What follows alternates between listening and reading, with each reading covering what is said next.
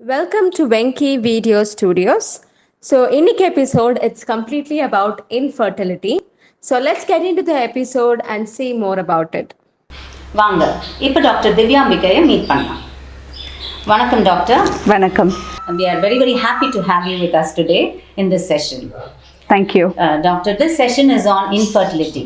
So, இப்போ how would you define infertility, doctor? Infertility na என்ன எதை நீங்கள் infertility அப்படின்னு கன்சிடர் பண்ணுவீங்க?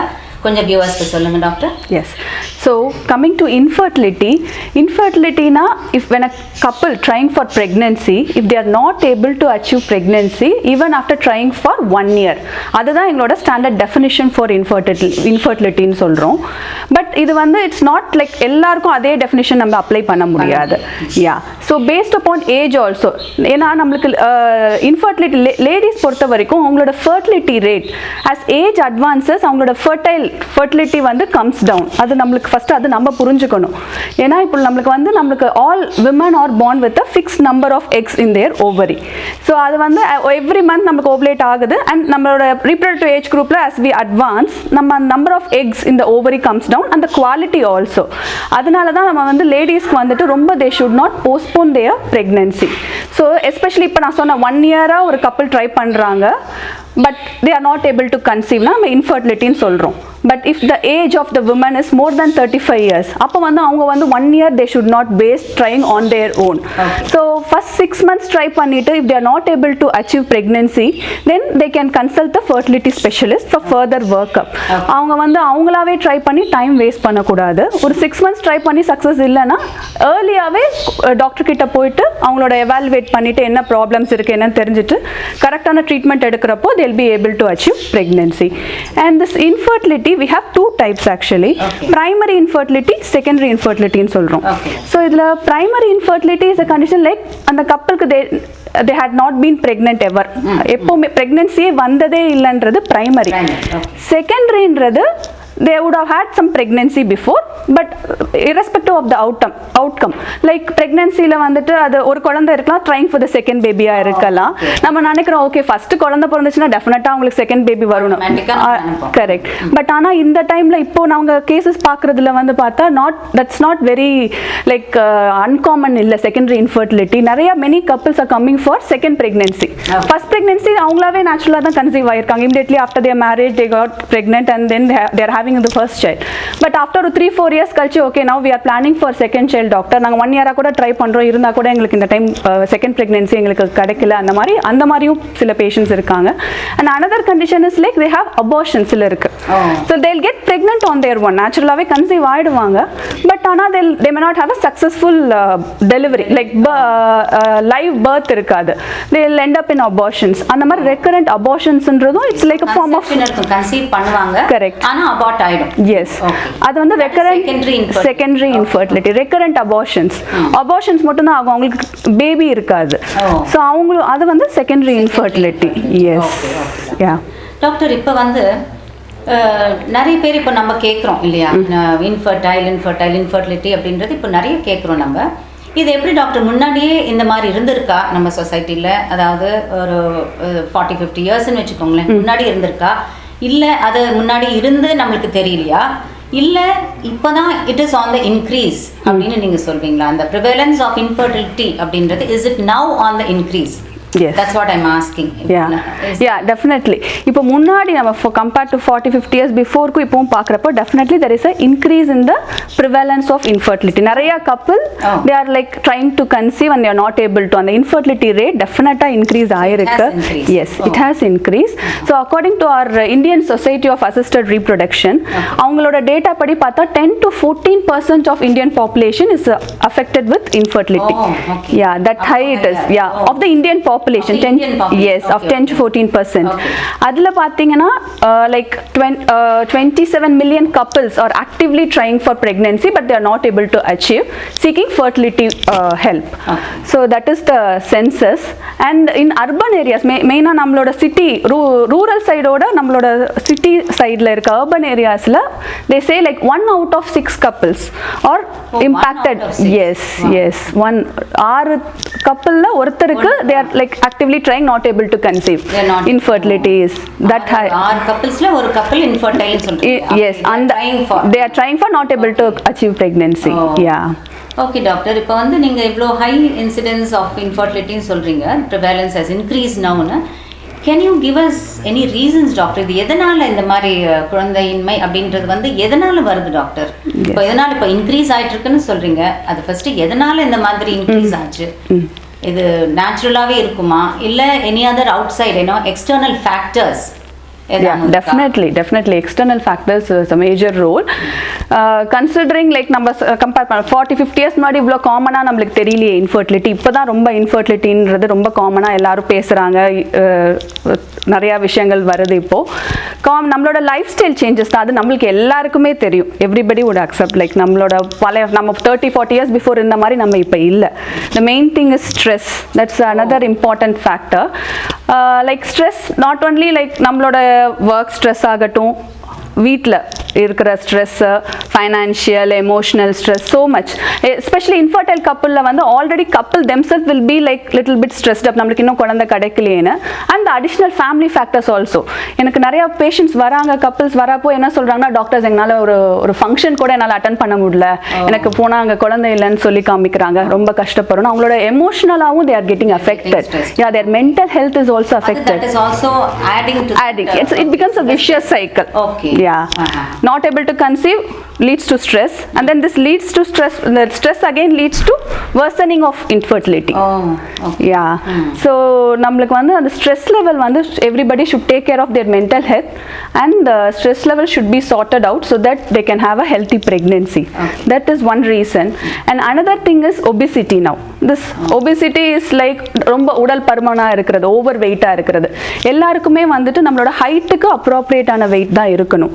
That we calculate using that body mass இண்டெக்ஸ்ன்ற ஒரு ஃபார்முலா இருக்கு.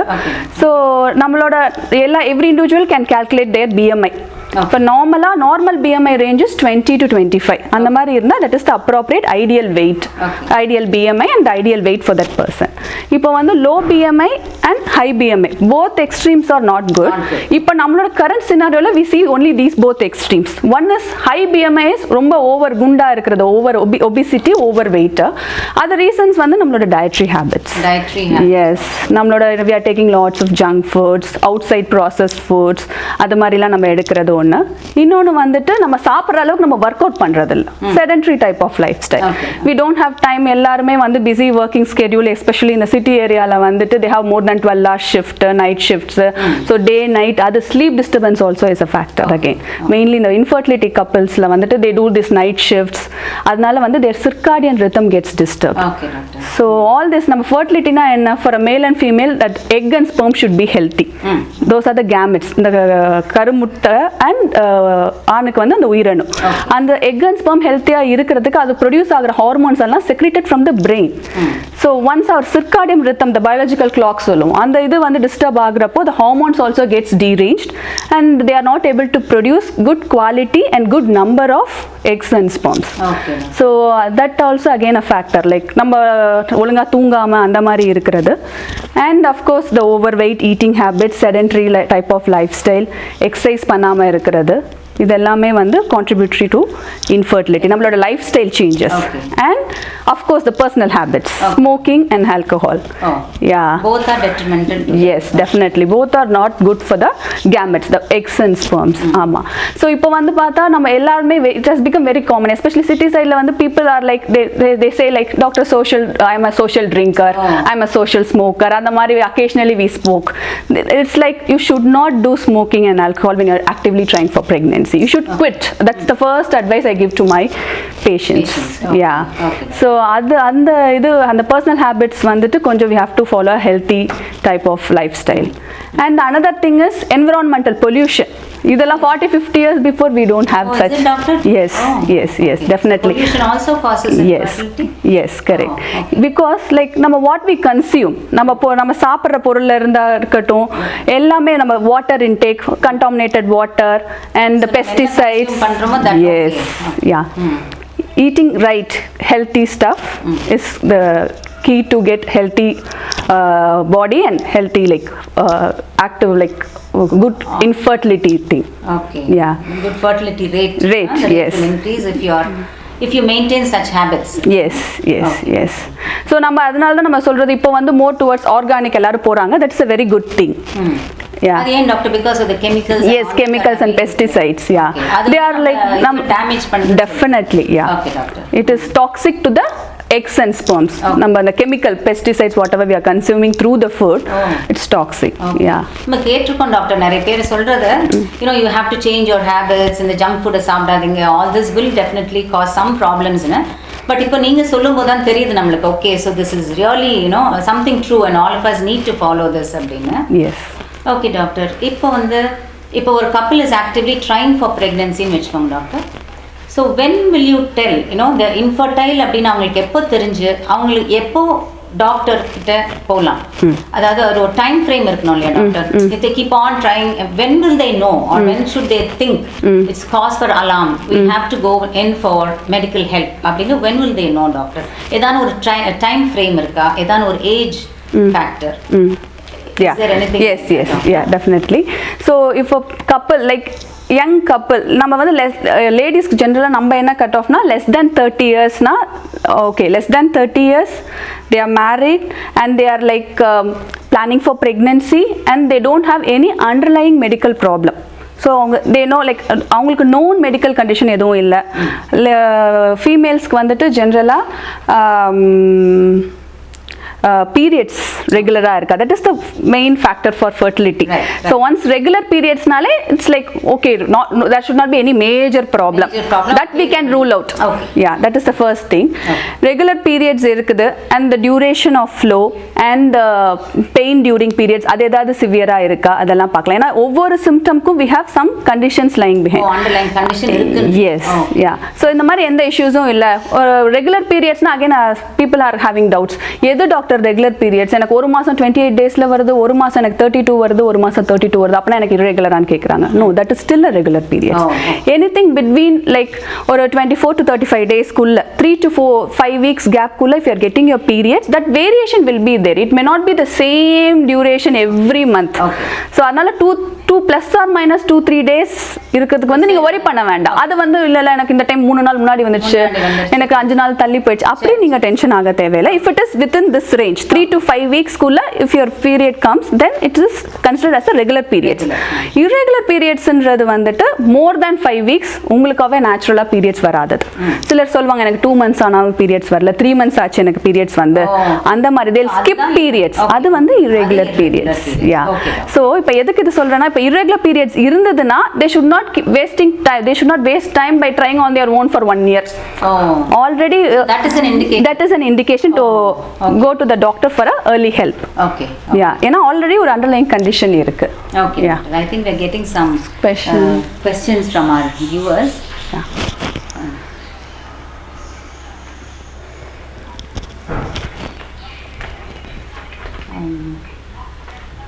இவங்க ஒருத்தர் கேட்டிருக்காங்க, does the time of egg coming out and the fertilization of that egg within 48 hours be considered அப்படின்னு கேட்டிருக்காங்க. Yeah. Yes. So what they are asking about the ovulation time and the contact around that ovulation time, that is the most important thing in fertility. Couple planning for fertility should be aware of this ovulation period. Okay. ஏன்னா நம்மளுக்கு ஒரு லேடிக்கு ஒரு 28 days cycle அப்படின்னு எடுத்துட்டோம்னா commonly they may ovulate in the mid cycle. So around 14th day they ovulate, that is in a 28 day cycle. If it is 30 or if it is a 26 day cycle, and the plus or minus 2 days variation happens. So அதனால வந்துட்டு அந்த ovulation timeன்றது வந்துட்டு how we calculators அவங்களோட பீரியட்ல இருந்து 2 weeks before பார்த்தா ரஃப்லி அந்த டைம்ல தான் ஓவுலேட் ஆவாங்க. ஸோ அதனால வந்து periods first day of periods வந்துட்டு whenever the flow starts, that is the first day. First அந்த number of days they should know. நான் இல்லாட்டி நான் 14th day they'll be confused. Period முடிஞ்சதுக்கு அப்புறம் 14th day வா இல்ல ஆரம்பிச்சதுல இருந்து 14th day வா. So what the days நான் மென்ஷன் பண்றது whenever the bleeding starts, that is the first day of period.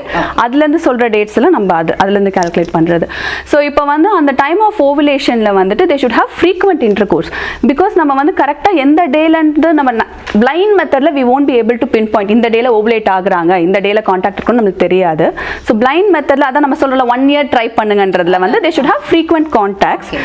Commonly we say like 28 to 30 days cycle na starting from 10th day of their periods, alternate days contact இருக்கணும். The mid 10 days, the mid cycle contact frequently they should be having. And they say like the ovulation egg வந்து release ஆச்சுன்னா அது வந்து 12 to 24 hours தான் egg viable-ஆ இருக்கும். Viability is only 12 to 24 hours. 24 hours. Within this time period the sperm should go and meet the egg and fuse it and fertilize it and forming the zygote. So after that's how the pregnancy is formed. So அதனால தான் frequent contact around the ovulation time சொல்றோம். sperm வந்து 2 days 48 hoursன்றது okay அவங்க அது கேட்டிருக்காங்க. But up to they say 5 days வரைக்கும் கூட sperm can be retained in the body and can wait for the egg to come and fuse. Viability is more for the sperm but not for the egg. Yeah. So அதனால வந்து அந்த fertility ovulation timeல they should be having more frequent contacts. அப்புறம் இன்னொருத்தர் கேட்டிருக்காங்க, one person, she has a fibroid and bulky uterus. So will this lead to any problem in pregnancy? Yes, this fibroids are like a benign tumor. Benign tumor na or cancer கட்டி கிடையாது, but there is it's a lump in the uterus. நம்ம கர்ப்பப்பையில வர ஒரு சாதாரண கட்டி. அந்த fibroid வந்துட்டு அதோட சைஸ், லொகேஷன் அதை பொறுத்து தான் அதோட ஃபர்டிலிட்டி அஃபெக்ட் பண்ணுமா இல்லையான்றது நம்ம சொல்ல முடியும். ஸோ fibroid வந்து பெரிய சைஸ் fibroid, எஸ்பெஷலி சப்மியூக்கஸ்ன்னு சொல்லுவோம். கர்ப்பப்பையோட இன்னர் லேயரில் இருக்கிற fibroids வந்து டெஃபினெட்லி அஃபெக்ட்ஸ் ஃபர்டிலிட்டி. ஏன்னா இன்னர் லேயரில் தான் நம்மளோட கரு வந்து அங்கே போய் பதியும். அது பேர் தான் இம்ப்ளான்டேஷன் சொல்லுவோம், அந்த ப்ராசஸ் பேர். ஸோ அந்த இன்னர் லேயரில் அந்த ஃபைப்ராய்டு அங்கே இருக்கிறப்போ இம்ப்ளான்டேஷன் ஃபெயிலியர் நடந்துடும். Mean it won't be able to implant. தோ எக்கும் ஸ்பெர்மும் ஃபியூஸ் ஆகி எம்ப்ரியோ ஃபார்ம் ஆனால் கூட அந்த embryo won't be able to get implanted inside the uterus. So that will end up in implantation failure. So அவங்களுக்கு வந்துட்டு periods வந்துட்டே தான் இருக்கும். அது ஜைகோட் ஃபார்ம் ஆயிருந்தாலும் அவங்களுக்கு எண்ட் ரிசல்ட் மிஸ்ட் பீரியட் வராது. they'll get their periods because of implantation failure. So அவங்களுக்கு இப்போ இந்த மாதிரி ஃபைப்ராய்டு ஆல்ரெடி இருக்குன்றவங்களும் again they have to get the proper scan done and அந்த ஃபைப்ராய்டு லொகேஷன் பொறுத்து அதுக்குரிய ட்ரீட்மெண்ட் எடுத்துட்டு then they'll be able to conceive. This fibroid once அந்த எந்த இதில் இருக்கோ அதை மயோமெக்டமின்னு சொல்லுவோம். அந்த ஃபைப்ராய்டு ரிமூவ் பண்ணிட்டா they'll be easily able to conceive. Yeah. If you remove the fibroid in the submucous region. Yeah. So that won't create a problem with the pregnancy later on. Yeah. Once treatment is done, they'll be able to conceive. Okay, yeah. Doctor. இன்னொருத்தர் கேட்டிருக்காங்க, is there anything, any food that is best for being fertile? Anything? There is no particular food. This is a very common question. Doctor, இது எதாவது சாப்பிட்டா என்னோட egg quality, என்னோட egg improve பண்ண முடியுமா, ஸ்பெர்மை இம்ப்ரூவ் பண்ண முடியுமா, அது மாதிரி no particular food. But in general as I told you, நம்ம வந்து எதெல்லாம் வந்து இந்த எக் அண்ட் ஸ்பெர்ம் அஃபெக்ட் பண்ணுதுன்னு சொன்னோம். டேக்கிங் லைக் இந்த மாதிரி ஜங்க் ஃபுட்ஸ் அண்ட் பெஸ்டிசைட்ஸ் இருக்கிற மாதிரி இதெல்லாம் இருக்கிறதுனால. So go for healthy diet, take lots of such things and eat healthy. மெயினாக நம்மளோட எக்ஸ் அண்ட் ஸ்பெர்ம்ஸ்க்கு வந்து we need lots of micronutrients, minerals and vitamins. The folate, selenium and micronutrients தேவை இருக்கு. And of course because of this இந்த pesticides என்ன பண்ணுதுன்னா oxidization, அந்த radical free radical injury வருது. ஸோ அதனால antioxidants rich foods and இது எல்லாமே காமன். நம்மளோட fresh vegetables, fruits and this organic food substances அதில் எடுத்துக்கலாம். nuts, walnuts, all these are very good. These are all they will aid in the good fertile, I mean production of fertile and preventing the detrimental effects from the abnormal like the pesticides and the மாதிரி இருக்க foods எல்லாம் வந்து avoid பண்ணணும். Okay, doctor, thank you. இன்னொருத்தர் கேட்டிருக்காங்க, doctor, what is PCOS, the ovarian drilling surgery? Yes, PCOS is all we all know that it's polycystic ovarian syndrome. Or polycystic ovarian syndrome. Yeah. Doctor, what is that? Polycystic ovarian syndrome is a condition, basically a hormonal imbalance. It's very common among adolescent age group and reproductive age group women. And the condition என்ன ஆகுதுன்னா நம்மளோட hormonal imbalanceனால ovulation won't happen.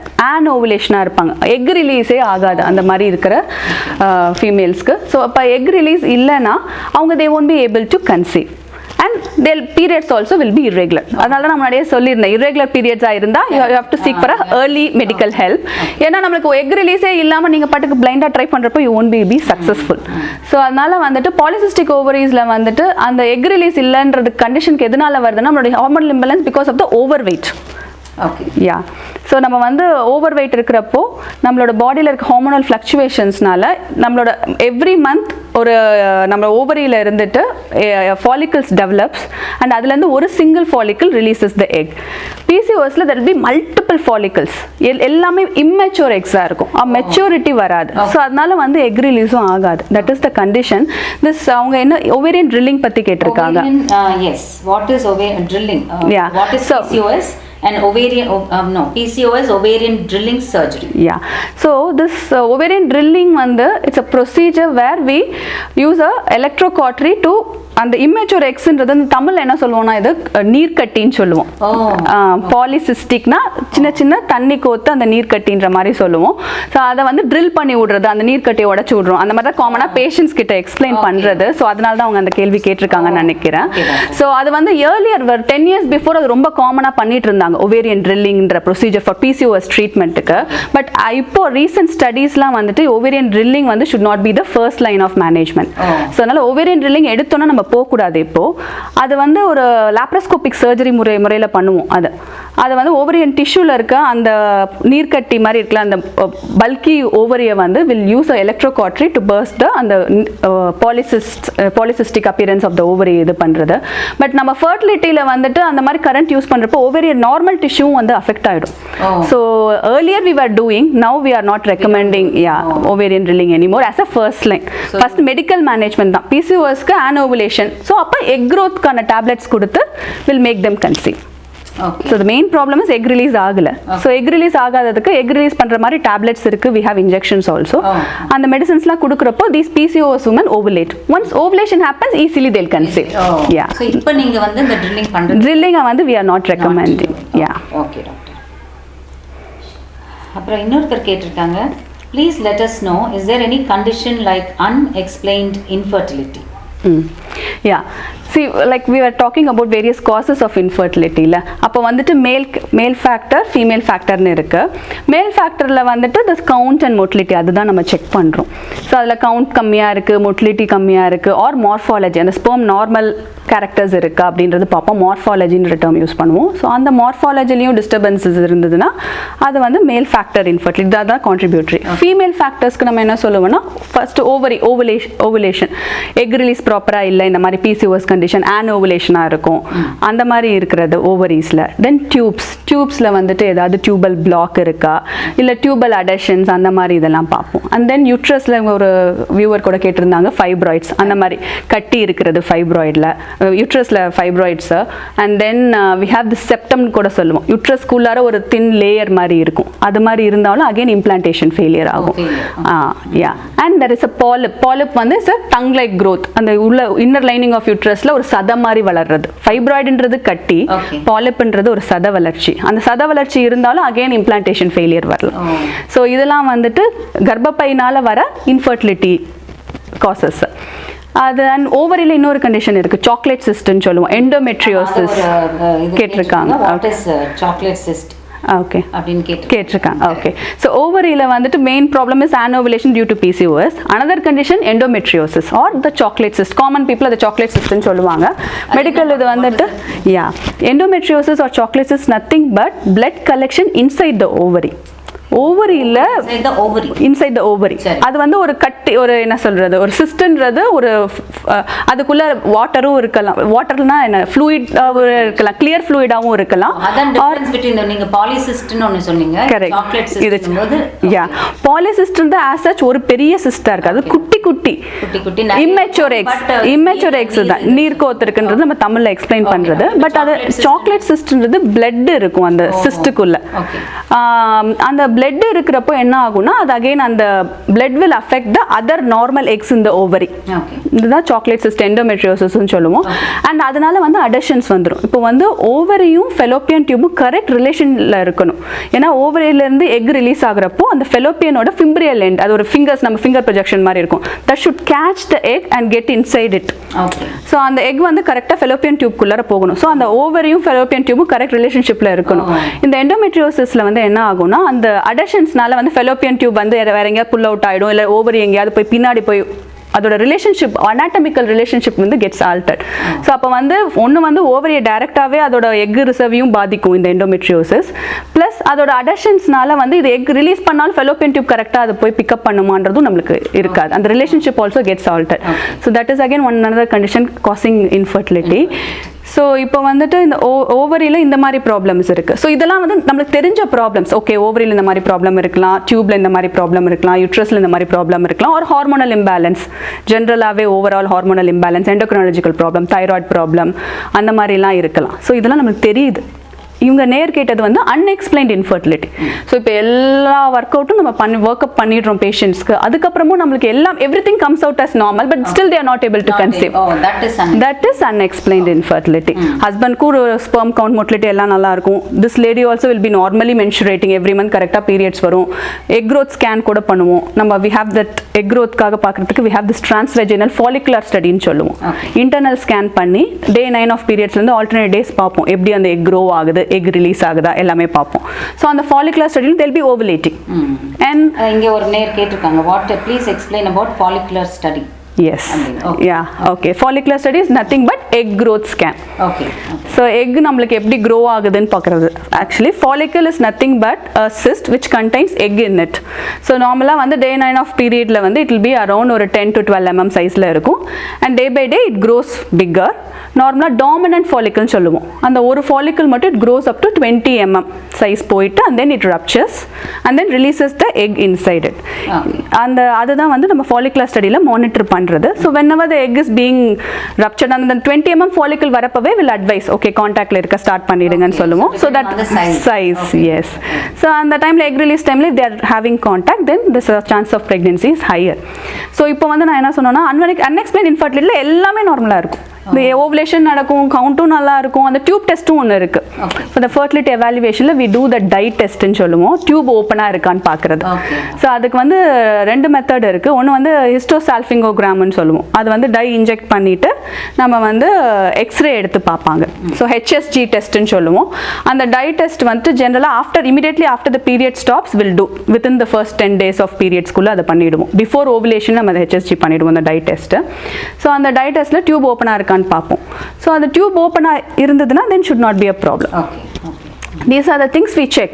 What if like everything is normal, still they are not able to conceive? That is only unexplained infertility. It contributes about 10%. That is the most difficult condition to treat. So நமக்கு என்ன ப்ராப்ளம்னா we can go towards that problem, treat it and make them conceive. But in unexplained infertility we don't have answers. Yeah. So that is a very difficult condition. That will be a problem. Yes, correct. அந்த மாதிரி இருக்கிற கப்பலுக்கு we get answers in IVF procedure. IVF. Yes. Yeah. One person has asked, what is the difference between IVF and IUI? IUI, yeah. So முன்னாடி doctor இங்க என்ன test doctor நீங்க பண்ணுவீங்க? இப்போ இன்ஃபர்டிலிட்டி அப்படின்னு வர்றாங்க, என்ன மாதிரி டெஸ்ட் நீங்க பண்ணுவீங்க பேஷண்ட்ஸ்? Yeah, நீங்க பேசிக் ஃபர்டிலிட்டி ஒர்க் அப் என்னென்ன? Yeah. So இப்போ வந்து for a lady infertility evaluationல basically we do this day 2 of periodsல hormone profile பண்ணுவோம். So period என்னைக்கு flow start ஆகுது first day, the next day morning empty stomachல we'll ask them to do this ovarian function test and the ovarian hormones profile, FSH, LH and anti-mullerian hormone இதெல்லாம் பார்ப்போம். And of course their thyroid profile and prolactin levels இதெல்லாம் hormonal profile எடுத்து பார்க்கிறது. These are the blood test. And then we'll do the follicular study. That's a scan starting from day 9 of their periods. We'll do the egg growth எப்படி இருக்குன்னு பார்க்கிறது, follicular study, and then this tube testing. These are the 3 things we do it for a female. Basic workup test. And for a male it's only a semen analysis. Semen analysis generally we advise 3 to 5 days of abstinence, 3 to 5 days contact illam, then the male should give the semen sample to check for the count, motility and the morphology. So these are the basic tests for the couple. So when a couple comes to us, we work up for both the husband and wife. ரெண்டு பேருக்கும் simultaneously will do the workup and then will evaluate further. Okay. Yeah. So the both of them will be evaluated. Yeah. Okay. Okay, doctor. Yes.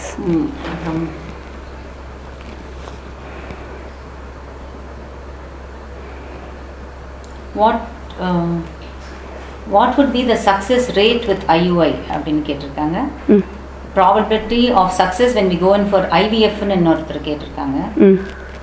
Okay. See, success rate is like we can individualize the success rate for a particular couple. நம்மளுக்கு அந்த கப்பலோட condition பொறுத்து தான் will discuss the success rate. அதுக்கு முன்னாடி difference between IUI and IVF. Yeah. So first let me explain what is IUI and IVF, and then we'll discuss about the success rates. So IUI is nothing but intrauterine insemination. அதை என்ன பண்ணுவோம்னா ஹஸ்பண்டோட ஸ்பெர்மை வந்துட்டு will centrifuge and we select the good quality motile sperm. Normal semen sample. So அது வந்து IUI. IVF is entirely a different scenario. IVF na in vitro fertilization. In vitro நாலே என்னன்னா outside the human body. So the fertilization happens outside the human body. That is IVF. நம்ம காமனா சொல்றது test tube baby. அதுதான் test tube baby. Yes. IVF அப்படினா என்ன doctor, can you explain? Yes. IVF ன்றது in vitro fertilization. In vitro fertilization. In vitro ன்ற term வந்து outside the body ன்ற meaning. Okay. Fertilization. So fertilization happens outside the body. Outside the body. அது எப்படி doctor test tube ல பண்ணுவீங்களா? இல்ல, the test tube baby ன்றது called test tube. Test tube baby னா லேப்ல பண்றதுனால they use that term test tube baby. லேப்ல பண்றோன்றதுனால. So IUI ல பாத்தீங்கன்னா it is fertilization happens inside the body. ஏன்னா நம்ம வந்து அந்த womanக்கு egg ரிலீஸ் ஆகுற டைம்ல ஸ்பெர்மை வந்து அந்த womanோட யூட்ரஸ் குள்ள இன்ஜெக்ட் பண்றோம். So அந்த நம்ம இன்ஜெக்ட் பண்ற sperm should go and meet the egg and fertilize it. So fertilization happens inside the women's body. Yeah. Okay. So in IVF what we do is we'll give medications, injections use பண்ணுவோம். Starting from day 2 ல இருந்து injections போட்டு அந்த egg grow பண்ண வெச்சு then we'll do the egg pickup. Okay. So egg pickup வந்து எப்படி பண்ணுவோம்னா நம்ம transvaginal how we do the follicular study அந்த இன்டர்னல் ஸ்கேன் மூலியமாகவே ஒரு நீடல் போட்டு அந்த ஃபாலிகுலர் இருக்க ஃப்ளூயிடை மட்டும் ஆஸ்பிரேட் பண்ணி எடுப்போம். ஸோ அந்த ஃபாலிகுலர் ஃப்ளூயிடில் தான் நம்மளுக்கு எக்ஸ் இருக்கும். ஸோ அந்த எக்ஸை வந்து அந்த விமனோட பாடியிலேருந்து we are retrieving it out. So egg retrieval பண்ணிட்டு the same day same time husband will give the sample. So husband இதில் இருந்துட்டு ஸ்பெர்ம் எடுத்துட்டு திஸ் ஒய்ஃப்ஸ் எக் ரெண்டையும் ஃபியூஸ் பண்ணுவோம் இந்த lab under the microscope. So the egg and sperm is fused under the microscope in the lab. So the fertilization, that is fusing of egg and sperm is fertilization that happens outside the human body, right? So that's why in vitro fertilization. So once we fertilize the egg and sperm, fertilize aanona embryo is formed and then we'll culture the embryo for 3 to 5 days lab la adu grow panna vechittu and then we'll transfer the embryo again we'll load it in a syringe and then in a catheter and then we'll transfer it inside into the uterus. So that is IVF. So இங்க IVF பொறுத்த வரைக்கும் embryo வரைக்கும் நம்ம form பண்ணிடுறோம் லேப்ல. But the final step, implantation, that should happen. Then only that leads to success in IVF. Okay. Yeah.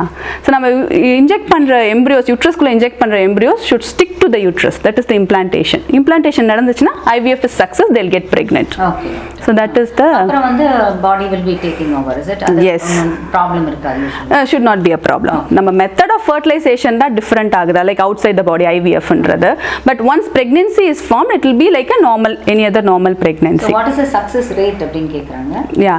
Success rate again நம்ம வந்து அந்த பேஷண்டோட இண்டிவிஜுவலைஸ் பண்ணி தான் சொல்ல முடியும். ஓவராலா நம்ம IVF னா 100% யாராலையும் சொல்ல முடியாது. So there is no 100%. But if it is a 90% success or 75%, 30% is based upon the patient condition. IVF வந்து various reasonனால நம்ம IVF recommend பண்ணுவோம். இப்போ வந்து bilateral tubal block அப்படினா ரெண்டு பக்கமும் டியூப்ஸ் அடைச்சு இருக்கு. வேற எந்த ப்ராப்ளமும் இல்ல. எக் ரிசர்வும் எக் குவாலிட்டி நம்பர் எல்லாமே நார்மலா இருக்கு. And ஹஸ்பண்ட்க்கு ஸ்பெர்ம் கவுண்ட் எல்லாமே நார்மலா இருக்கு. only the tubal blockனா அதனால தான் அவங்க கன்சீவ் ஆகல. ஏன்னா அந்த communication between the egg and sperm, the pathway is blocked. So அந்த ஒரு ரீசன் ஆச்சுன்னா அதுக்கு ஒரே ட்ரீட்மெண்ட் வந்து only IVF, bilateral tubal block. IUI கூட பண்ண முடியாது. இவங்க நம்ம பேஷண்ட்ஸ்க்கு எக்ஸ்பிளைன் பண்றப்போ டாக்டர் ஒரு IUI வேணா ட்ரை பண்ணிட்டு அப்புறம் IVF போலாமா அப்படின்னு கேக்குறாங்க. So அந்த IUI வந்து to try IUI both the tubes should be open. Okay. Tubes பேட்டண்டா இருந்தா தான் IUI ட்ரை பண்ண முடியும். அவங்க பேஷண்டோட காமன் டவுட்ஸ் என்ன ஆயிடுதுன்னா ஸ்டெப் பை ஸ்டெப் நினைச்சுக்கிறாங்க. ஓகே, ஃபர்ஸ்ட் நம்ம நேச்சுரலா ட்ரை பண்றோம், அப்புறம் IUI ஹஸ்பண்டோட ஸ்பெர்ம் உள்ள இன்ஜெக்ட் பண்றோம், அதுலயும் இல்லைன்னா அடுத்தது IVF அந்த மாதிரி யோசிக்கிறாங்க. அது தப்பு. நம்ம வந்து இண்டிவிஜுவலைஸ் பண்ணுவோம் ட்ரீட்மெண்ட். ஸோ இந்த பேஷண்ட்க்கு நார்மலா ட்ரை பண்ணாலே சக்ஸஸ் ஆகும், இந்த பேஷண்ட்க்கு IUI ட்ரை பண்ணலாம், இந்த பேஷண்ட்க்கு IVFன்றது. So it's not like IUI try பண்ணிட்டு தான் IVF போகணும் அப்படி இல்லை. அது ஒரு தாட் பிளாக் இருக்கு காமனா பேஷண்ட்ஸ் அது கேட்குற டவுட்ஸ். ஸோ இப்போ வந்து bilateral tubal டியூபர் பிளாக் இருக்கிறவங்களுக்கு they have a very high success rate in IVF. ஏன்னா only the pathway is the problem. Gametesல ப்ராப்ளம் இல்லை, eggs and spermsல. So if there is a problem with the egg quality அந்த மாதிரி இருக்கு, or already endometriosis ஆகி ovarian reserve கம்மியா இருக்கு அப்படின்னா நமக்கு நல்ல குவாலிட்டி எக்ஸ் வராது, அந்த மாதிரிலாம் இஷ்யூஸ் இருக்கு. இல்லை ஹஸ்பண்ட்க்கு வந்துட்டு கவுண்ட் மோட்டிலிட்டி ப்ராப்ளம் இருக்குன்னா நம்ம வந்துட்டு லேப்ல ஃபர்டிலைஸ் பண்றப்பவே அதில் ஒழுங்கா நம்ம ஃபர்டிலைஸ் பண்ணாலும் அது ஒழுங்கா க்ரோ ஆகுது, செல் ரெஸ்ட் ஆகும். ஸோ அதெல்லாம் இருக்கு. So everything all put together only we can give a success rate. Yeah. அப்புறம் இவங்க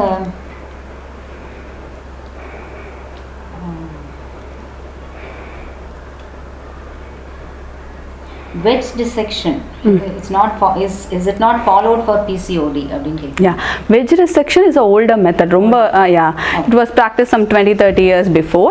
அது வந்து அதோட advanced form தான் இந்த ovarian drilling வந்தது. அதுக்கு அப்புறம் இப்போ அந்த ovarian drillingமே இப்போ outdated ஆயிடுச்சு. So இப்போ PCOS க்கு only we can treat them with medications and make them ovulate and conceive. Yeah. Okay. In the surgeries as such it's not going to help. It's going to affect the other normal tissue of the ovary. So we are not advising surgical procedure for PCOS. Yeah. இங்க ஒருத்தர் கேட்டிருக்காங்க, can hormonal imbalance be corrected? Example in low AMH. What is that AMH? Yeah, okay. AMH is a anti-Mullerian hormone. Okay. Normally நான் இந்த முன்னாடியே அந்த fertility workup-ல சொல்லியிருந்தேன், இந்த day 2 of periods நம்ம FSH LH-லாம் பார்க்குறது ovarian இது பார்க்குறதுப்போ இந்த AMH-ன்ற ஒரு blood test-ம் சேர்த்து பண்ணுவோம். AMH can be done on any day of cycle. Only that FSH LH தான் day 2-ல ஸ்பெசிஃபிக்காக பண்ணணும். AMH any day of cycle-ல பண்ணலாம். But it gives a very good information about the egg reserve. Egg reserve-na நான் சொன்ன மாதிரி all ladies are born with only fixed number of eggs. Yeah. So and the eggs நம்ம as age advances number of eggs வந்து இந்த ovary drops. Okay. அது குறைஞ்சிட்டே வரும் அந்த reserve. But ஒரு லேடிக்கும் வந்து வேற அந்த reserve குறையிறது வந்து differs from person to person. Okay. But normally அந்த AMH-ன்றதுல வந்து they have this cut off. அந்த age related cut off அந்த டெஸ்ட்ல இருக்கு. இப்போ 20 to 30 years னா இந்த level is normal, 30 to 35 னா இந்த level, 35 to 40 னா இந்த level அந்த மாதிரி இருக்கு. ஸோ இப்போ ஆனால் சிலருக்கு நாங்கள் இப்போ என்ன பார்க்குறோன்னா ஒரு 30 years தான் இருப்பாங்க, ஆனால் அவங்களோட ஏஎம்ஹெச் பார்த்தா 40-year-old லேடியோட ஏஎம்ஹெச் மாதிரி இருக்கும். அந்த அளவுக்கு அவங்களோட எக் ரிசர்வ் ட்ராப் ஆகிருக்கும். அதில் various reasons for that. Various நம்ம லைஃப் ஸ்டைல், நம்ம ஃபுட் இன்டேக் அண்ட் ஜெனட்டிக் ஹெரிடிட்ரியாக கூட அந்த மாதிரி இருக்கலாம். நம்ம மெனோபாஸ் ஆகிறோம் பார்த்தீங்களா, எல்லாருக்குமே அந்த 50 வயசு கிடையாது. சில ஃபேமிலியில் 45 வயசுலேயே பீரியட் ஸ்டாப் ஆகிடும், சிலருக்கு 53 years வரைக்கும் இருக்கும். அந்த மாதிரி it's like various factors influencing that egg reserve, ovarian reserve. So இந்த AMH வேல்யூ வந்து இப்போ காமனாக நம்ம ஃபர்டிலிட்டி இதில் பண்ணுறது. ஸோ அது வந்து எல்லாருக்குமே அது தெரியுது. இந்த மாதிரி உங்களுக்கு low AMH, poor ovarian reserve இதெல்லாம் தான் டேர்ம்ஸ் நம்ம யூஸ் பண்ணுறது. அப்படின்னா அவங்களோட egg reserve number of eggs இந்த ஓவரி கம்மியாக இருக்குது and quality also will be suboptimal. நம்மளோட குவாலிட்டியும் அவ்வளோ நல்லா இருக்காது as good as a normal AMH. And there is no fixed number for AMH. இந்த நம்பர் வந்து அப்படி கிடையாது, ஏஜ் ரிலேட்டடாக தான் we have to correlate. Yeah. அது ஒருத்தர் கேட்டிருக்காங்க, if AMH is very low, can we try in a normal way or do we need medication அப்படின்னு ஒருத்தர் கேட்டிருக்காங்க. Yeah. AMH is very low-ன்றப்போ first thing they should understand is they should get pregnant at the earliest, as soon as possible. No, they should not postpone the pregnancy. That is the first thing. And when they want to try in a normal way, at least ஒரு basic workup பண்ணிக்கணும். Other than low AMH, any other associated factors இருக்கா? Like I said, fibroid, வேற ஏதாவது ovarian cyst ஏதாவது இருக்குதா, and this hormonal other things, thyroid எல்லாமே check பண்ணிட்டு, and husband sideலயும் வந்துட்டு sperm count and motility everything is okay one check பண்ணிட்டு, tubal patency also. So எல்லாமே செக் பண்ணிட்டு they can try, provided the egg growth எல்லாம் இருக்கான ஒரு short time தான். Then again we won't say 1 year or 6 months. We'll say very low AMH based upon the value again. Less than 1 இப்போ நிறைய நாங்கள் பார்க்குறோம். நார்மலாக இந்த reproductive age groupல வந்து 3.5 to 5 னா it's normal average AMH, normal AMHன்னு சொல்கிறோம். ஸோ லெஸ் தேன் 1ன்றப்போ புவர் ovarian reserve சொல்கிறோம். அந்த மாதிரி இருக்கிறவங்க ரொம்ப டைம் வேஸ்ட் பண்ணக்கூடாது. Maybe under medical supervision they can try, இந்த ஃபாலிகுலர் ஸ்டடி பண்ணி ட்ரை பண்ணலாம். That too a very short trial, ஒரு 2 to 3 months ட்ரை பண்ணிட்டு if they are not able to achieve, then they have to step up the treatment. அதான் next higher treatment போய் IVF முறையில் pregnant ஆகிக்கிறது best. அது இன்னும் நம்ம ஏன்னா நம்ம நானே ட்ரை பண்ணுறேன்னு சொல்லிட்டு அவங்களே வெயிட் பண்ணி காலம் இன்னும் தளர்த்திட்டாங்கன்னா, if they come for the treatment very late stage, then ஒண்ணுமே பண்ண முடியாத மாதிரி ஒரு ஸ்டேஜ், IVF கூட with their own eggs பண்ண முடியாத மாதிரி ஒரு ஸ்டேஜ் போயிடுது. Again we have to advise donor egg. So அதனால் அவங்களோட எக்ஸ்லேயே அவங்க கன்சீவ் ஆகணும்னா ஏர்லியாகவே டாக்டர்கிட்ட ட்ரீட்மெண்ட்க்கு போகிறது தான் பெஸ்ட். ரொம்ப லேட் ஸ்டேஜில் போகிறப்போ ஐவிஎஃப்லேயும் சக்ஸஸ் ரேட் வந்து ரொம்ப டிராஸ்டிக்காக ட்ராப் ஆகிடும். Yeah explain treatments for male infertility. Treatments என்ன டாக்டர் அப்படின்னு கேட்டிருக்காங்க. ஓகே, மேல் இன்ஃபர்டிலிட்டி ஆஸ் சச் நம்ம வந்து இந்த மெயின் பேராமீட்டர் நம்ம பார்க்குறது ஒன்லி இந்த செமினல்ஸ் தான் மெயினாக நம்ம ஃபோக்கஸ் பண்ணி பார்க்குறது. அதில் count, motility and morphology. So அதில் வந்துட்டு ப்ராப்ளம்ஸ் இருக்கிறப்போ then will give mainly medical management தான் male infertility. And medicines will give this anti oxidants, micronutrient supplements and then again will repeat the semen analysis. Always male பொறுத்த வரைக்கும் மட்டும் ஒரே ஒரு semen test report பார்த்துட்டு கம்மியாக இருக்கிறது அப்படி நம்ம டயக்னோஸ் பண்ண முடியாது. We have to have 2 semen reports for comparison. பார்த்துட்டு தான் then only we can know. Okay, அதில் வந்து என்ன கண்டிஷன் சொல்லணும்னா ஆலிகோஸ்பெர்மியா அப்படின்னு சொல்லுவோம், கவுண்ட் கம்மியாக இருக்கிறது. மொட்டிலிட்டி கம்மியாக இருந்தால் ஆலிகோஅஸ்தினோசூஸ்பெர்மியா சொல்லுவோம்.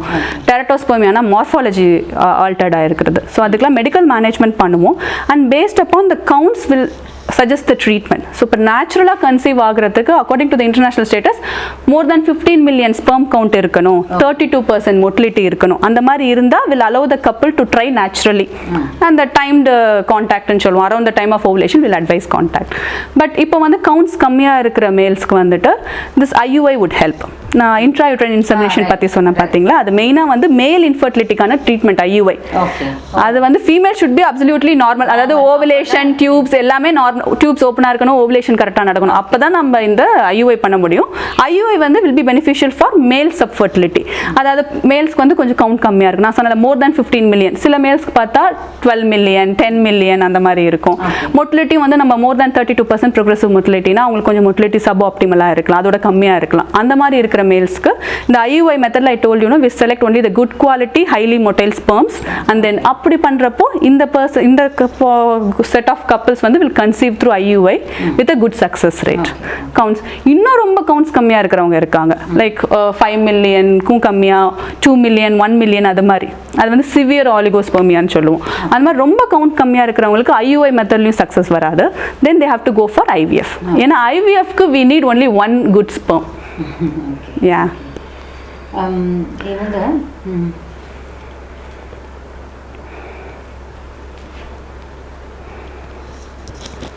If the first baby was IVF, then will the next baby can the next baby be conceived normally? Yeah.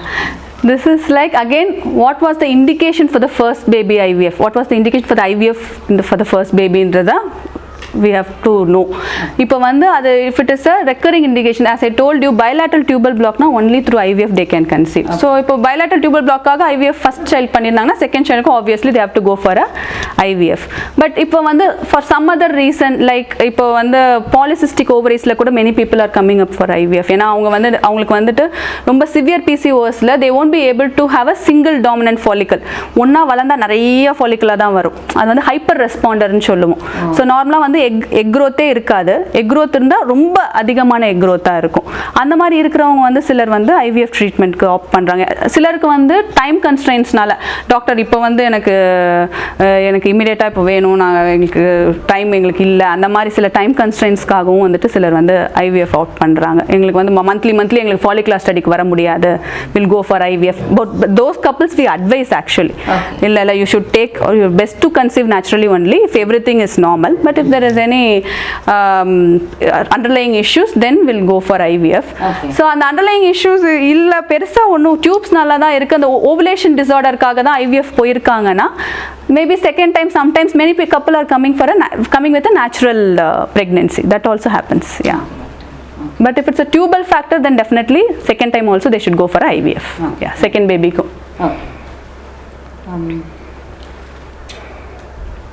What type of an infertility treatment can a female of 39 to 45 undergo? Okay, this is like advanced age. So generally நம்மளுக்கு வந்து 35 years-க்கு அப்புறம் there is a drastic drop in the fertility rate in female.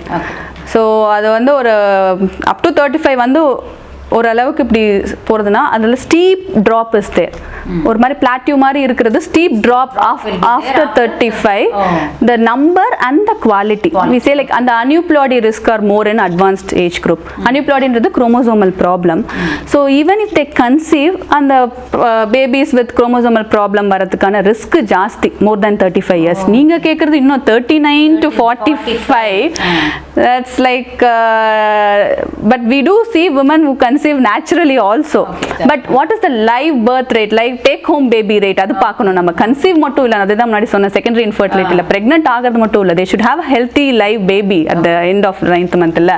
So அதனால வந்துட்டு இந்த age குரூப்பில் definitely they better to take the fertility specialist help to check their ovarian reserve எப்படி இருக்குது. Under medical guidance pregnant ஆகிறது பரவாயில்ல. And அதில் வந்துட்டு நேச்சுரலாக இல்லைன்னா ஐவிஎஃப் முறையில் அவங்க ப்ரெக்னென்ட் ஆகலாம். Okay. What about surrogacy? Yeah, surrogacy is like women with problems in the uterus, like கர்ப்பப்பை இல்லாமே பிறக்கிறவங்க அண்ட் ஆல்ரெடி கர்ப்பப்பையோட பிறந்தவங்களுக்கே வேறு ஏதாவது ஒரு இஷ்யூனால கர்ப்பப்பையை ரிமூவ் பண்ணியிருப்பாங்க. பெரிய ஏதாவது கட்டி இருந்திருக்கு, கேன்சர், அந்த மாதிரி வேரியஸ் ரீசன்னால கர்ப்பப்பையை இழந்தவங்களுக்கு for the child bearing surrogacy is one option. surrogacyன்றது நம்ம தமிழ்ல வாடகை தாயின்னு சொல்றோம்ல. ஸோ அந்த குழந்தைன்றது பேபி வந்து அவங்களோட baby biologically their own child. அது வந்து ஐவிஎஃப் முறையில் பண்ணுவோம். ஸோ இப்போ for example woman is born without a uterus, அது எம்ஆர்கேஹெச் சிண்ட்ரோம் அந்த மாதிரி இருக்கு. ஸோ அந்த மாதிரி கண்டிஷனில் வந்து அவங்களுக்கு பிறப்பிலேயே கர்ப்பப்பையே உருவாயிருக்காது. தேல் ஹாவ் ஓவரிஸ் பட் ஆமாம் கருமுட்டைப்பை இருக்கும். ஸோ அது வந்துட்டு அந்த ஓவரீஸ்லேருந்து will retrieve the eggs. As I told you, IVF முறையில் வந்து eggs retrieve பண்ணிடுவோம். அது வந்து அந்த லேடியோட eggs. Yeah, their own biological child அவங்களோட எக் தான் எடுத்துக்கிறோம். ஸோ அவங்களோட ஹஸ்பண்டோட ஸ்பெர்ம் வந்து வச்சு நம்ம IVF முறையில் embryos ஃபார்ம் பண்ணிடுவோம். இந்த embryo what I told, the normal patient will transfer the embryo inside the woman's uterus. But இந்த womanக்கு பிறப்பிலேயே கர்ப்பப்பை இல்லை. ஸோ அவங்களுக்கு யூட்ரஸ் இல்லாதப்போ some other person's uterusல will inject the embryo and that person will be bearing the pregnancy. அவங்க அந்த குழந்தைய வந்து ஹார்ட் இதுல ஓகே இது நம்ம குழந்தை yeah their own biological child. அவங்களோட ஓவரில இருந்து வர எக்ல தான் நம்ம பண்றோம். அவங்களோட குழந்தை only thing they may not be able to bear their own child. அவங்க அந்த பிரெக்னன்சியை எடுத்துக்க முடியாது. பட் அவங்க குழந்தை இன்னொருத்தவங்களோட கர்ப்பப்பையில வளருது. அது டெலிவரி ஆனோன்னு அதை கொடுக்குறோம். இப்போ சரகசி பில்லுன்றது இப்போ ரீசெண்டாக பாஸ் ஆயிருக்கு. they say only related donors. earlier unrelated related personsல தான் சரகசி பண்ணணும். நம்ம blood relatives ஆ இருக்கணும். The surrogate mother should be a blood relative of the patient. இப்போ ஆமா ரீசன்ட் பில் அதான் வந்திருக்கு. இதுக்கு முன்னாடி வந்து யார் வேணாலும் ஹூவர் வாலண்டியர் யார் வேணாலும் பண்ணலாம். ஓகே யூஸ்வலாக நம்ம எப்படி செலக்ட் பண்ணுவோம்னா ஆல்ரெடி குழந்தை இருக்கிறவங்க அந்த மாதிரி கம்ப்ளீட்டட் ஃபேமிலி அந்த மாதிரி இருக்கிறவங்க வந்து ஓகே இந்த மாதிரி கர்ப்பப்பை இல்லாத ஒருத்தவங்களுக்கு நாங்கள் குழந்தை பெற்று தரோம்னு சொல்லிட்டு வரவங்களுக்கு நம்ம இது will do the embryo transfer and they'll do. இப்போ வந்துட்டு அது வந்து ரொம்ப கமர்ஷியலாக போகுதுன்ட்டு கமர்ஷியலைஸ் பண்ணுறாங்க ரொம்ப. அதனால வந்துட்டு அன்ரிலேட்டட் ஏன்னா அதில் மணி டிரான்சாக்ஷன்ஸ்லாம் இருக்க இன்வால்வ் இருக்கு அதனால. So they say only now related persons. இப்போ what are the other reasons for going in for surrogacy doctor? வேற ஏதாவது இருக்கா? Is it only uterus illada ladies? That is only the proper medical indication. Yeah. So surrogacy ki vera madri problems irukkranga they need not and uterus illadadu onna innonu maybe the health condition of the mother. They are suffering from a severe heart problem adala andha இப்ப pregnancy avangala ஏத்துக்க முடியாது continue பண்ண முடியாது அப்படின்றது மாதிரி இருந்ததுன்னா அது surrogacy போலாம். But common condition where we recommend surrogacy is absent uterus. கர்ப்பப்பை இல்லாதவங்களுக்கு தான் நம்ம காமனா நம்ம வந்து surrogacy பண்றது. Okay doctor. Yeah. இப்போ is there any way to prevent infertility doctor? To be fertile, infertility ன்றத prevention அப்படின்றது ஏதாவது இருக்கா? Correct. Preventionன்றது வந்துட்டு only thing whichever is affecting the fertility அதை தான் நம்ம prevent பண்ண முடியும். Certain factors are not in our hands. Like people born with absent uterus, like it's not in our hands. And the fibroid வரது அதெல்லாமே கூட sometimes hereditary அந்த fibroid வர risk இருந்தா அது வரும் fibroid. அதெல்லாம் நம்ம prevent பண்ண முடியாது. But what I told you like the lifestyle changes. The lifestyle is significantly affecting the fertility. Lifestyle. Yes. So அதனால வந்துட்டு healthy lifestyle பண்றப்போ we can prevent the ill effects of the our other things on our fertility. Yeah. So அதனால eating healthy, good fresh food, fresh vegetables, fruits, and then organic food substances, and avoid all processed foods. Processed food. Yes. And this complex carbohydrates, one other thing I wanted to tell, this like weight gain in PCOS, obesity, weight gain la vandu paathomna namakku vandu lots of the carbohydrate intake should be restricted. It should be a balanced diet. Okay. So அது வந்து complex carbohydrate in the form of millets, whole wheat grains, அந்த மாதிரி oats, அந்த மாதிரி எடுத்துக்கிறது best. Complex carbohydrates. Okay. Yeah. அப்புறம் இன்னொருத்தர் கேட்டிருக்காங்க, for a young couple having chromosomal incompatibility, which method will have more success rate? They lost 3 babies due to the same. They are in the range of 28 to 33 years. Yeah, so this is a condition called recurrent pregnancy loss. It's a secondary infertility. So in the recurrent pregnancy loss வந்து already இந்த chromosomal incompatibility இருக்கிறப்போ no point in trying on their own. திருப்பி அவங்களாவே pregnant ஆயிடுவாங்க. Then again it will end up in a chances for ending up in an abortion only. Already they had 3 miscarriages. So அந்த மாதிரி இருக்கும்போது not only உங்க chromosomal incompatibility கேட்குறாங்க question, but there are some other reasons also. அதை first நம்ம ஃபுல்லாக evaluate பண்ணணும் அந்த couple. இது chromosomal incompatibilityனால மட்டும்தான் வந்திருக்கா இல்லை வேற ஏதாவது கண்டிஷன்ஸ் இருக்கு எங்களுக்கு. ஸோ அது வந்து அந்த ஆப்லா சிண்ட்ரோம் அது பிளட் டெஸ்ட் பண்ணி பார்ப்போம். ரெக்கரண்ட் மிஸ்கேரேஜஸ்க்குன்னு செட் ஆஃப் இன்வெஸ்டிகேஷன்ஸ் அது அந்த பிளட் டெஸ்ட்ல will see for any other reasons for this abortion. அதெல்லாம் நார்மலாக இருக்குன்னா தென் திஸ் chromosomal incompatibility அதுக்கும் we have this genetic counseling. So we'll go through their history, family history, and the genetic counseling பண்ணி என்ன ப்ராப்ளம்ன்ற நம்ம பண்ணிட்டு this couple would benefit from IVF with PGS, pre-genetic screening சொல்கிறோம். PGSன்ற ஒரு method இருக்கு. So first IVF பண்ணி embryos form ஆகிடும் and then we'll grow the embryos for day 5. அந்த day 5 embryoலேருந்து we'll take a biopsy from the embryo and send it for testing. அந்த chromosomal problem இருக்கா இல்லையான்னு பார்க்குறது. ஸோ அந்த chromosomal problem இருக்குன்னு identify பண்ணுச்சுன்னா then we won't transfer those embryos. Whichever embryos reported as normal from the pre-genetic screening and the PGS testingல எது normal embryo, normal chromosome வருதோ that only will transfer. Once we transfer those embryos, the chances for successful pregnancy is high. இந்த மாதிரி மெத்தட்ல நிறைய patients pregnant ஆயிட்டு they have a live baby with them. Yeah, like a successful pregnancy outcome has come. Yes, definitely. Okay. இந்த மாதிரி கண்டிஷன்ல actually பார்த்தா IVF க்கு இண்டிகேஷனே வந்து only to do that biopsy. இப்போ நேச்சுரலா conceive ஆனாங்கன்னா no method to detect the cells ல அது பிரெக்னென்ட் ஆகிறதுக்கு முன்னாடியே அது குரோமோசோமால அஃபெக்ட் ஆயிருக்கா இல்லையான்னு நம்ம கண்டுபிடிக்க முடியாது. ஒன்ஸ் பிரெக்னென்ட் ஆகி அபார்ஷன் ஆகிறப்ப தான் நமக்கு தெரியும் ஓகே குரோமோசோம் ப்ராப்ளம் இருக்கு அதனால அபார்ஷன் ஆயிடுச்சுன்னு. இந்த IVF மெத்தட்ல even before they get pregnant we are diagnosing the chromosomal problem and we are avoiding those abnormal pregnancies. Okay. So success will be definitely, they can look forward. Yes, only the normal chromosomally normal embryo only will do the transfer. So definitely they'll have a successful outcome. Yeah. Okay.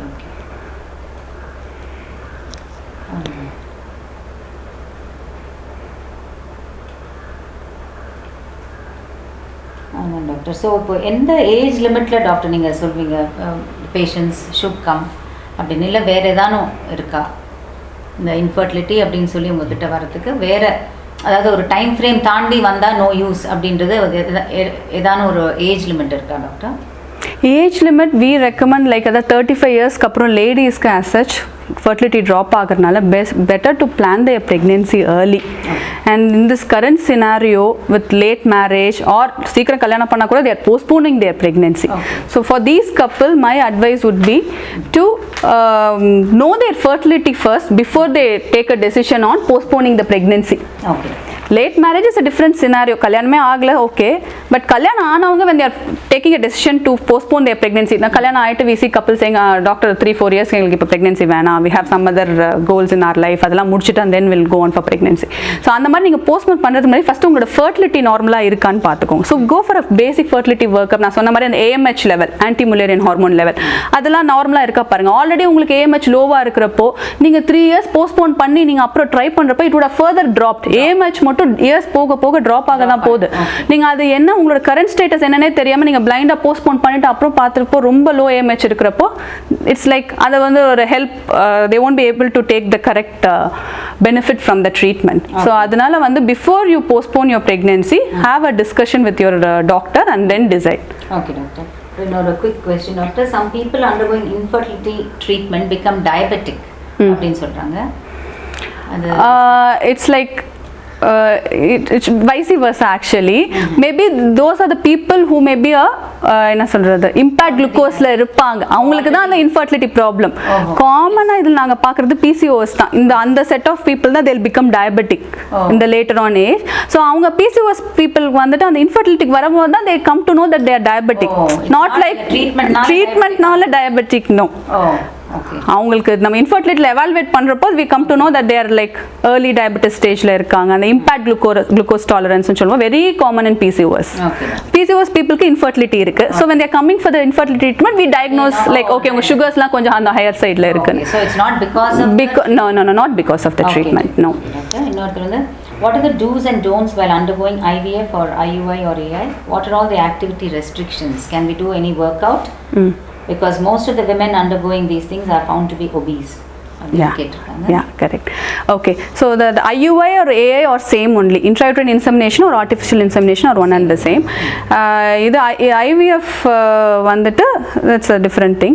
So இதில் do's and don'tsன்றது பார்த்தீங்கன்னா ஜென்ரலாக like we suggest like ரொம்ப strenuous workouts வேணாம் when they are going for the treatment.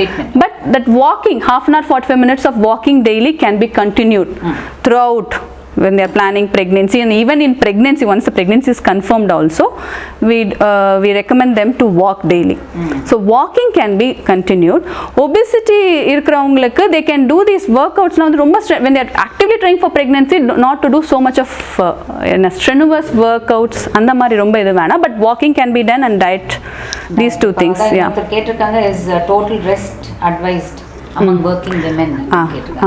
And another myth is like IVF பண்ணாலே எனக்கு வந்து bed ரெஸ்டா 9 monthsம் நம்ம அப்படியே நான் பெட்லயே தான் இருக்கணுமா, நான் இறங்க கூடாதா, நடக்க கூடாதா, படி ஏற கூடாதா, இறங்க கூடாதா, அந்த மாதிரி காமன் டவுட்ஸ் இருக்கு. See again IVF நான் சொன்ன மாதிரி method of conception is only like different and in vitro fertilization, but once pregnancy form ஆயிடுச்சுனா they should handle it like a normal pregnancy தான், not like அப்படியே எந்திரிக்க கூடாது, நடக்க கூடாது, அந்த மாதிரிலாம் கிடையாது. See அந்த மாதிரி சில கண்டிஷன் like cervical incompetence னு ஒரு condition இருக்கு. It's totally unrelated to infertility. Cervical incompetence is a different. Rest வேணும்ன்றது வந்து அந்த கண்டிஷன்ல தான் நம்ம அந்த மாதிரி சொல்லுவோம். ரொம்ப கொஞ்சம் cervical incompetence-ன்றது வந்து கர்ப்பப்பை வாய் வீக்கா இருக்குதுன்னு ஒரு கண்டிஷன். ஸோ அந்த கர்ப்பப்பை வாய் வீக்கா இருக்கிறப்போ அது பிரெக்னன்சியை வந்து ஃபுல்லாக ஹோல்ட் பண்ணாது 9th month வரைக்கும். ஒரு 4th month 5th month 6th month எப்போனாலும் டக்குன்னு அந்த கர்ப்பப்பை வாய் ஓப்பன் ஆகுறப்போ உள்ளார இருக்க அந்த பிரெக்னன்சி ஃபீட்டஸ் வந்து அப்படியே எக்ஸ்பெல் ஆகிடும். அந்த செகண்ட் ட்ரைமஸ்டர் அபார்ஷன் சொல்லுவோம். அந்த மாதிரி இருக்கிற கண்டிஷன்ஸ் இருக்கிறவங்களுக்கு நம்ம ஸ்டிச் போடுவோம், கர்ப்பப்பை வாயில ஸ்டிச் போடுவோம். அந்த மாதிரி இருக்க லேடிஸ்க்கு மட்டும்தான் நம்ம சொல்லுவோம் ரெஸ்ட்ரிக்டட் ஆக்டிவிட்டீஸ் ரொம்ப இது பண்ணக்கூடாதுன்றது. பட் கம்ப்ளீட் பெட் ரெஸ்ட்லாம் இப்போ யாருக்குமே சொல்றது கிடையாது, unless otherwise it was emergency encerclage. That is entirely different scenario. அது ஃபர்டிலிட்டி இன்ஃபர்டிலிட்டி IVF அதில் வராது. Only if they are suffering from short cervix and where the stitch was put, அந்த மாதிரி only very few percentage of patientsல தான் நம்ம அந்த இது advice பண்ணுறது. பட் ஓவரால் இன் ஜென்ரல் வேறு இந்த மாதிரி இன்காம்பிடன்ஸ் ப்ராப்ளம் இல்லாதவங்களுக்கு டெஃபினெட்லி பெட் ரெஸ்ட்டோ இல்லை ரொம்ப ரெஸ்ட்ரிக்டட் ஆக்டிவிட்டி எதுவுமே பண்ணக்கூடாது அப்படிலாம் எதுவுமே இல்லை. They can be normal. Many of my IVF patients are still going to work. எல்லாமே நார்மலாக as a any other normal pregnant lady they are also going to work.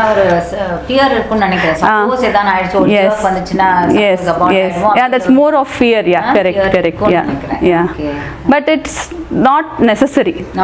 Yeah, to take that bed rest and things. Once IVF nu vandita then it will be a normal pregnancy ringla doctor. Yes.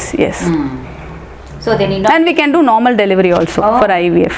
Not adu another ஒரு thought block. ஐயோ இவ்ளோ கஷ்டப்பட்டு நான் pregnant ஆயிட்டேன் doctor, normal delivery ஆகுமா இல்லை சிசேரியனே போயிடலாமா அப்படி டவுட் கேட்குறாங்க.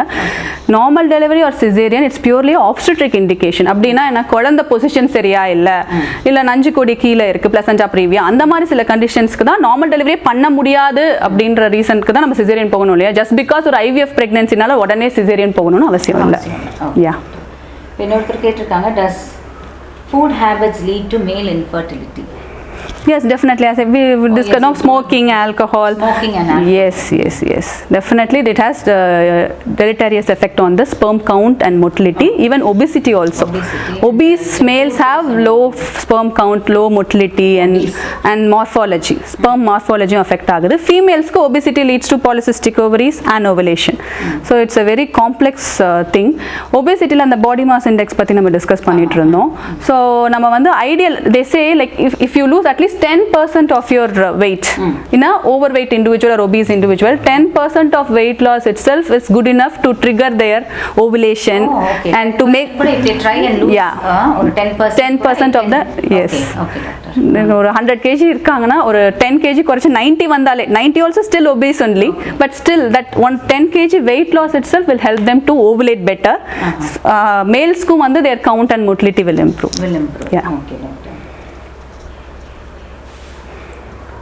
PCOD, can it be treated with normal diet and regular exercises without medication?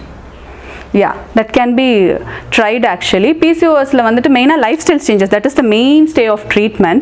But there is one thing they have to understand is there is no permanent cure. நம்ம வந்து okay நான் life style இதெல்லாம் change பண்ணி 6 months நல்லா நான் பண்ணிட்டேன், wait லாஸ்லாம் பண்ணிட்டேன், அப்போ எனக்கு பிசிஓஎஸ் சரியாயிடுச்சு, அப்படி கிடையாது. Once again if they go back to their திருப்பி அந்த அப்நார்மல் ஈட்டிங் ஹேபிட்ஸ் போச்சுன்னா again the PCOS recurs. So அதனால வந்துட்டு healthy lifestyle and exercise பண்ணுறப்போ PCOS can be kept under control. So in a way that they'll become asymptomatic. PCOS எப்பவுமே நம்ம symptomatic asymptomatic னா பார்ப்போம். Symptomaticனா நமக்கு irregular periods இருக்கிறது, not able to conceive, அது மாதிரி பிரச்சனைகள். இப்போ வந்து once அந்த இதெல்லாம் ஃபாலோ பண்ணாங்கன்னா they'll ovulate regularly and their periods will get regularized. Yeah, that's a very good way of like controlling the PCOS. But sometimes ஒரு 10 to sperm count motility நல்லா இருக்கு, அதெல்லாம் பார்த்துக்கோங்க. If everything is normal then okay, maybe you can postpone, but again you have to follow the healthy lifestyle. Postpone பண்ற டைம்ல if they are going to gain weight and then again it will going to affect the fertility.